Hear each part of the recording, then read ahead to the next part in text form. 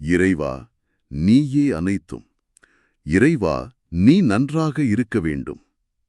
ஈரேழு உலகத்தையும் காத்தருளக்கூடிய அன்னை ஸ்ரீ உண்ணாமலை அம்மையுடனுரை தந்தை அண்ணாமலையார் பொற்கமலத்தை பழிந்து, அன்னை ஸ்ரீ லோபாமுத்ராவுடனுரை தந்தை அகத்திய மாமுனிவர் திருவடிகளைப் பணிந்து இந்த உரையாடலை தொடங்குகின்றோம். வணக்கம்.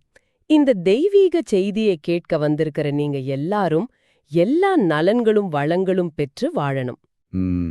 எல்லோருக்கும் வணக்கம். இன்னைக்கு நாம மகா ஞானியான அகத்திய மாமுனிவர் திருமலை திருப்பதியிலிருந்து அருளிய ஒரு ஒரு அதிமுக்கியமான வாய்மொழிய ரொம்ப ஆழமா அலச போறோம். ஆமா, இந்த செய்தி சித்தனருள் அப்புறம் சித்தர்கள் ஆட்சி வலைப்பூக்கள் இருந்து உங்களுக்காகவே தொகுக்கப்பட்டிருக்கு. சரி, இந்த உரையாடலை கேக்குறதால உங்களுக்கு என்னென்ன நன்மைகள் கிடைக்க போகுதுன்னு முதல்லயே சொல்லிடுறோம். சொல்லுங்க.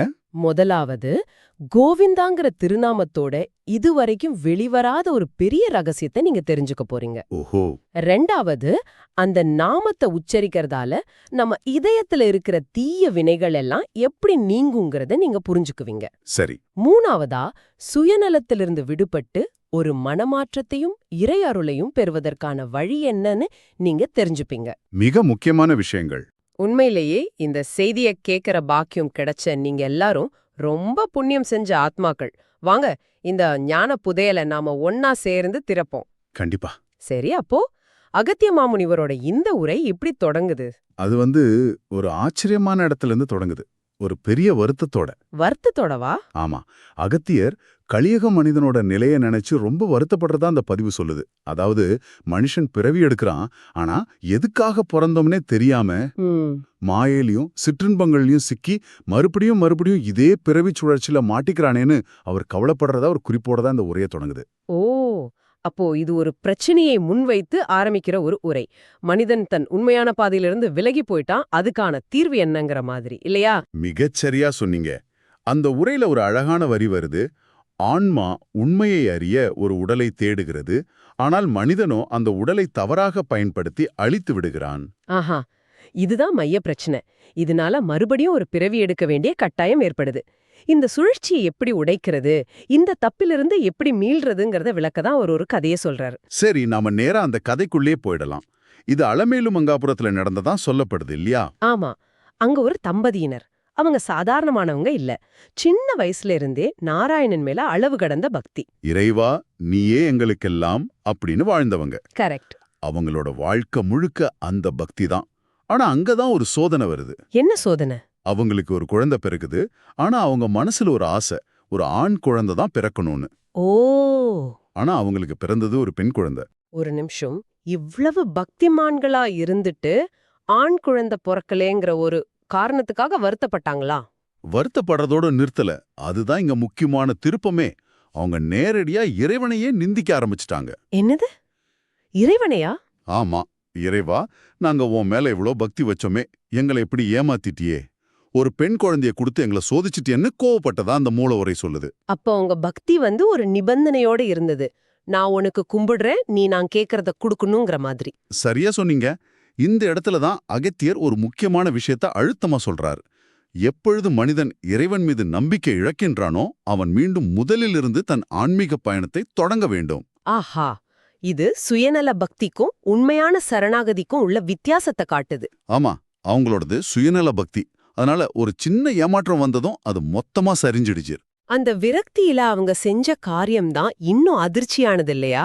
ஆமாம். அதுதான் கலியுக மனிதனோட மனநிலையை காட்டுற உச்சக்கட்ட உதாரணமா அந்த உரையில சொல்லப்படுது. அந்த தம்பதியினர் கொஞ்சம் கூட மனசாட்சியே இல்லாம அவங்களுக்கு பிறந்த அந்த பச்சை குழந்தைய ஒரு குப்பத்தொட்டில வீசிட்டு போயிடுறாங்க. என்ன ஒரு கொடுமை! இந்த குழந்தையும் வேண்டாம், எங்களை ஏமாத்தினா அந்த இறைவனும் வேண்டான்னு ஒரு கொடூரமான முடிவெடுத்துதான் அந்த கதை சொல்லுது. நினைச்சு பார்க்கவே கஷ்டமா இருக்கு. இந்த செயல் மூலமா அகத்தியர் என்ன சொல்ல வரார்? கலியுகத்துல மனிதனோட பேராசையும் சுயநலமும் அவனை எந்த எல்லைக்கும் கொண்டு போகும்னு காட்டுறதுக்கு தான் இந்த உதாரணம். பக்திங்கிற பேர்ல நடந்துகிட்டு இருந்ததே ஒரு நாடகம் தான். சுயநலம் நிறைவேறாதப்போ அந்த நாடக திரை கிழிஞ்சு அவங்களோட உண்மையான முகம் வெளியே வந்துடுச்சு. சரி, இந்த கொடூரத்தை பார்த்துட்டு யாருமே எதுவும் செய்யலையா? அங்கதான் கதையில அடுத்த முக்கியமான கதாபாத்திரம் உள்ள வராரு, கொங்கண சித்தர். அந்த பகுதியிலிருந்து அவரு இந்த அநீதியை பார்த்து மனம் வெதும்பி நாராயணா, உன் மேல பக்தி செலுத்துறவங்க இப்படி இருக்காங்களேன்னு வருத்தப்பட்டு அவரே ஓடிப்போய் அந்த குழந்தைய குப்பத் தொட்டியிலிருந்து கையில எடுக்கிறார். அப்பாடா, ஒரு நல்லவர் வந்திருக்கார். ஆனா பிரச்சனை இதோட முடியலையே. மக்கள் அவரை தப்பா புரிஞ்சுக்கிறாங்க இல்லையா? அதுதான் அந்த கதையில இருக்கிற அடுத்த சோகம். கொங்கணர் குழந்தைய தூக்குனதும் அந்த குழந்தை அவரை பார்த்து சிரிக்குது. சரி. இத பார்த்து அங்க கூடின மக்கள், ஆஹா, இவன் தான் குழந்தைய வீசிட்டு இப்போ நல்லவன் மாதிரி நாடகம் ஆடுறான், குழந்தைக்கு அப்பங்காரன அடையாளம் தெரிஞ்சிடுச்சு, அதான் சிரிக்குதுன்னு அவர் மேலேயே பழி போடுறாங்க. என்னது, உதவி செய்ய போனவரையே குற்றவாளி ஆக்கிட்டாங்களா? ஆமா, இந்த இடத்துல தான் அகத்தியர் அந்த மக்களை குருடர்கள்னு சொல்றாரு. இது கண் பார்வை இல்லாத குருட்டுத்தன்மை இல்ல, அறிவு கண் இல்லாத ஆன்மீக குருட்டுத்தன்மை. ஓஹோ. அவங்க கண்ணுக்கு முன்னாடி நடக்கிற உன்னே தெரியல, அவங்களோட சுயநலமும் அறியாமையும் அவங்க கண்ணை மறைச்சிருக்கு. அது மட்டும் இல்லாம அந்த குழந்தைய தீட்டு பாவ செய்த குழந்தைன்னு சொல்லி யாருமே உதவ முன் வரல. தொட்டா பாவம் வந்துரும் அப்படின்னு விலகி நின்னாங்க. இதுதான் கலியுகத்தோட பக்தியோட நிலைமைன்னு சொல்றார். ஆமா, பிறர் நலனை பத்தி யோசிக்கிறதுக்கு கூட புண்ணியம் செஞ்சிருக்கணும்னு அகத்தியர் சொல்றதா அந்த உரை குறிப்பிடுது. நிலைமை இன்னும் மோசமாகி கொங்கணர் சித்தருக்கும் அந்த குழந்தைக்கும் மரண தண்டனை விதிக்கிற அளவுக்கு போகுது. ஆமா, அந்த கூட்டம் கொங்கணர் சித்தரையும் குழந்தையும் சேர்த்து ஒரு மரத்துல கட்டி வச்சு சுத்தி விறகுகளை அடுக்கி எரிக்க தயாராகிறாங்க. ஆனா கொங்கணர் ஒரு சித்தர், நினைச்சா அவங்கள என்ன வேணா செஞ்சிருக்கலாமே. அதுதான் விஷயமே. நினைச்சா அந்த கூட்டத்தையே ஒரு நொடியில சாம்பலாக்கக்கூடிய சக்தி கொங்கணருக்கு இருந்தும் இதம் அமைதியா இருக்கார். ஏன் அந்த சக்தி இருந்தும் அவரே அதை பயன்படுத்தல? இதுதான் அந்த கதையோட ஆன்மீக உச்சம். இந்த நிலைக்கு பேர்தான் பக்குவம்னு அகத்தியர் சொல்றார். பக்குவம். ஆமா, எல்லாம் தெரிஞ்சவன் அமைதியா இருப்பான், அரைகுறையா தெரிஞ்சவன் தான் ஆர்ப்பாட்டம் பண்ணுவான். கொங்கணர், நாராயணா, இதுவும் உன்னோட ஒரு லீலதான், நடக்கட்டும்னு முழுசா சரணடைஞ்சிட்டார். எது நடந்தாலும் அதை ஏத்துக்கிற மனநிலை. இந்த பக்குவம் அந்த தம்பதி கிட்ட இல்ல, ஆனா கொங்கணர் கிட்ட இருந்துச்சு. மிகச்சரி. ஒரு பக்கம் ஒரு கொடூரமான கூட்டம், இன்னொரு பக்கம் முழுசா சரணடைஞ்ச ஒரு ஞானி. இந்த நேரத்துல இறைவன் என்ன செஞ்சதா கதை சொல்லுது. திருமலையில நாராயணனும் அலமேலுமங்காபுரத்துல பத்மாவதி தாயாரும் இந்த லீலைய மௌனமா பாத்துக்கிட்டு இருந்ததா அந்த உரை சொல்லுது. அவங்க நேரடியா தலையிடல. அப்போ எப்படி நிலைமை மாறுச்சு? யாரு காப்பாத்தனா? அங்கதான் ஒரு எதிர்பாராத சம்பவம் நடக்குது. அந்த இடத்துக்கு பக்கத்துல ஒரு தாய் பசுவும் அதோட கன்றுகளும் பசியால அம்மா அம்மான்னு கத்துது. ஆனா அந்த கூட்டத்துல யாருமே அதை கவனிக்கல. யாருமே கவனிக்கல. அவங்க சுயநலத்துல மூழ்கி இருந்தாங்க. ஆனா தன் உயிருக்கே ஆபத்துங்கிற நிலையில இருந்த கொங்கணர் அதை கவனிக்கிறார். இதுதான் கருணையின் உச்சம். தனக்கு மரணம் நிச்சயம்னு தெரிஞ்ச நிலையிலும் இன்னொரு உயிரோட பசிய போக்குறத பத்தி அவர் யோசிக்கிறார். ஆமா, அந்த இரக்கம்தான் கதையோட திருப்புமுனையா அமையுது. இங்கதான் கோவிந்தாங்கிற பெயர் பிறக்குது இல்லையா? ஆமா, கொங்கணர் தன் சித்த சக்தியால நாராயணான்னு சொல்லி சில பழங்களை அங்க வரவழைக்கிறார். அப்புறம் அந்த பசுவை அன்பா கூப்பிட்டு கோ இந்தா அப்படின்னு சொல்றார். கோ இந்தா. கோனா பசு, இந்தானா எடுத்துக்கோ, பசுவே இது எடுத்துக்கோ அப்படின்னு கருணையோட சொன்ன அந்த 2 வார்த்தைகள் தான் பின்னாடி நாம எல்லாரும் சொல்ற கோவிந்தாங்கிற மகத்தான திருநாமமா மாறுச்சுன்னு அந்த வாய்மொழி பதிவு சொல்லுது. ஆஹா, அப்போ கோவிந்தான்கிற சொல்லு வெறும் ஒரு பெயரா இல்லாம ஒரு இக்கட்டான சூழ்நிலையில ஒரு உயிரின் மீது காட்டப்பட்ட அளவற்ற கருணையின் வெளிப்பாடா பிறந்திருக்கு. இது முற்றிலும் ஒரு புதிய கண்ணோட்டம். ஆமா, அந்த மூல உரையின்படி அந்த பேரோட சக்தியே அந்த செயல்ல தான் இருக்கு. அது வெறும் வார்த்தை இல்ல, தன்னலமற்ற கருணையின் ஆற்றல் நிரம்பிய ஒரு மந்திரம். அந்த மந்திரம் உச்சரிக்கப்பட்டதும் அங்க என்ன அற்புதம் நடந்துச்சு? கொங்கணர் கோவிந்தா கோவிந்தான்னு சொல்ல ஆரம்பிச்சதும் அவரை கொல்ல தயாராக இருந்த அந்த கூட்டத்தோட மனசு மாற ஆரம்பிக்குது. ஓ. அவங்க இதயத்துல இருந்த வன்மம், கோபம், அறியாமை எல்லாம் அந்த மந்திர ஒளியில கரையுது. கொஞ்ச நேரத்துல அவங்களும் தங்களை மறந்து கோவிந்தா கோவிந்தான்னு கோஷமிட ஆரம்பிக்கிறாங்க. நம்பவே முடியல. நொடியில மனமாற்றமா? ஆமா, அந்த நொடியில அவங்களுக்கு ஞானம் வந்ததா கதை சொல்லுது. அவங்க முன்னாடி நிக்கிறது ஒரு மகா ஞானி, அந்த குழந்தை ஒரு தெய்வ குழந்தைன்னு அவங்களுக்கு புரியுது. அப்புறம் உடனே எல்லாரும் சேர்ந்து கட்டுகளை அவிழ்த்து கொங்கணர் கால்ல விழுந்து மன்னிப்பு கேக்குறாங்க. அந்த குழந்தைய ஊரே சேர்ந்து போற்றி வளர்த்ததா கதை முடியுது. ஒரு ஒரு அற்புதமான கதை. சரி, இந்த நீண்ட திருப்பங்கள் நிறைந்த கதை மூலமா அகத்தியர் சொல்ல வர்ற முக்கிய பாடங்கள் என்னென்ன? நாம இதை எப்படி தொகுத்து பார்க்கலாம்? நாம இதை ஒரு 5 முக்கிய கருத்துக்களா பிரிக்கலாம். முதல் பாடம், சொல்லுங்க. கோவிந்தா நாமத்தோட மகிமை. மூல உரையின்படி இந்த திருநாமத்தை தொடர்ந்து சொல்றதால இதயத்துல இருக்கிற தீய எண்ணங்கள் நீங்கும், மனமாற்றம் உண்டாகும். சரி. நுரையீரலுக்கும் ஆற்றல் கிடைக்கும்னு சொல்லப்படுது. ஆமா.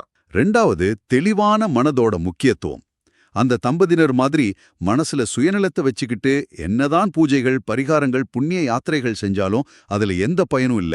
முதல்ல மனச சரி செய்யணும். இது ரொம்ப முக்கியமான கருத்து. அடுத்து மூணாவது பாடம் ஆன்மீக குருட்டுத்தன்மை. கலியுகத்துல மனிதன் சுயநலம்ங்கிற திரையால உண்மைய பார்க்க முடியாம குருடனா இருக்கான். கடவுளோ சித்தர்களோ நம்ம பக்கத்திலே இருந்தாலும் அவங்கள அடையாளம் காண முடியறதில்ல. இந்த குருட்டுத்தன்மைக்கு சித்தர்களால தான் அறுவை சிகிச்சை செய்ய முடியும்னு அந்த உரை சொல்லுது. ஆமா. அடுத்து 4வதா உண்மையான பக்தி. அது கொங்கணர் மூலமா விளக்கப்படுது. எந்த சூழ்நிலையிலையும் இறைவன் மேல நம்பிக்கை இழக்காம நடக்கிறது எல்லாமே அவன் செயல்னு ஏத்துக்கிட்டு முழுசா சரணடைறது தான் உண்மையான பக்தி. பேரம் பேசுறது பக்தி இல்ல. கண்டிப்பா இல்ல. சரி, 5வது அதாவது கடைசி பாடம் தர்மத்தோட வழி.